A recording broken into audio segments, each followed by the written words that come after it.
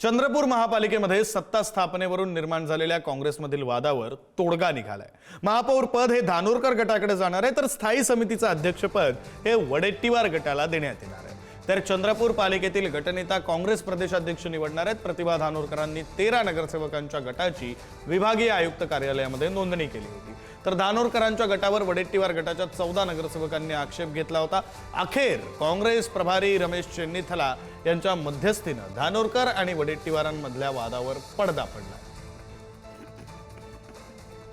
दरम्यान चंद्रपूर महापालिकेमध्ये पक्षीय बलाबल नेमकं कसं आहे आपण ग्राफिक्सच्या माध्यमातून पाहूया।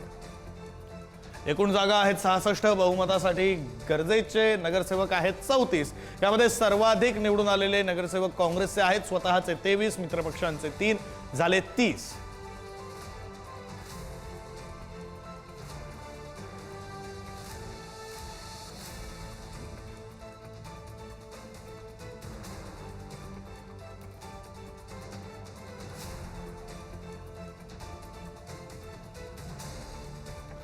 चंद्रपुरातील संख्याबळ जुळवण्याची जबाबदारी प्रतिभा धानोरकरांकडे असणार असं विजय वडेट्टीवार यांनी म्हटलं।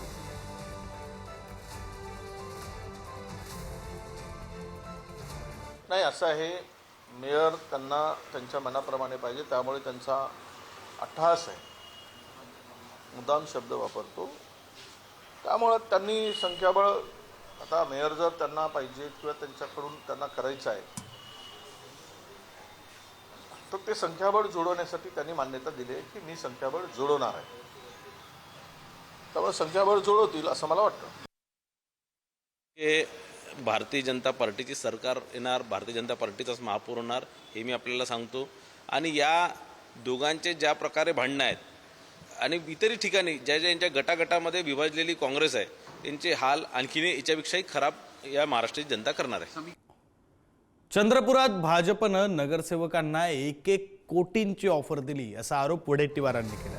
सत्ता असल्यामुळे अनेकांना पदांचीही ऑफर दिल्याचंही वडेट्टीवार म्हणाले।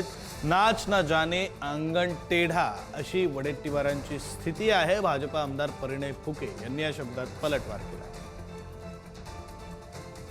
सत्ता त्यांच्याकडे आहे, प्रचंड पैसा आहे, त्यातून त्यांनी मोठमोठ्या ऑफर या सगळ्यांना दिल्या आहेत। माझ्या कानावर जे काही ऑफर आहे तर माहितीप्रमाणे 1-1 कोटीची ऑफर सुद्धा दिल्याची माहिती माझ्याकडे आहे नगरसेवकांना, आणि पदही देण्याची ऑफर दिली आहे।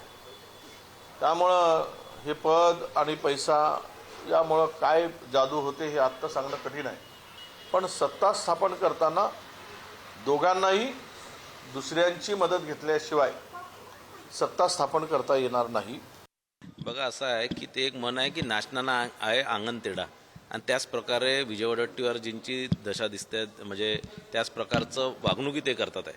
स्वतः त्यांचं ते आपल्या प्रदेशाध्यक्ष किंवा पक्षसृष्टीचं ऐकत नाही, आणि त्यांचं कोणी खाली त्यांचे नगरसेवक त्यांचं ऐकत नाही, आणि कुठेतरी जनतेने त्यांना आशीर्वाद देऊन काँग्रेस पक्षाला मेजॉरिटी देऊन सुद्धा, सगळ्यात मोठा पक्ष करून सुद्धा हेच तिथे त्या महानगरपालिकेमध्ये, चंद्रपूर महानगरपालिकेमध्ये सरकार स्थापन करू शकत नाही, ही फार लाजिरवाणी गोष्ट आहे। आणि दुसरं, आणि म्हणूनच जनता या लोकांना मतदान करत नाही।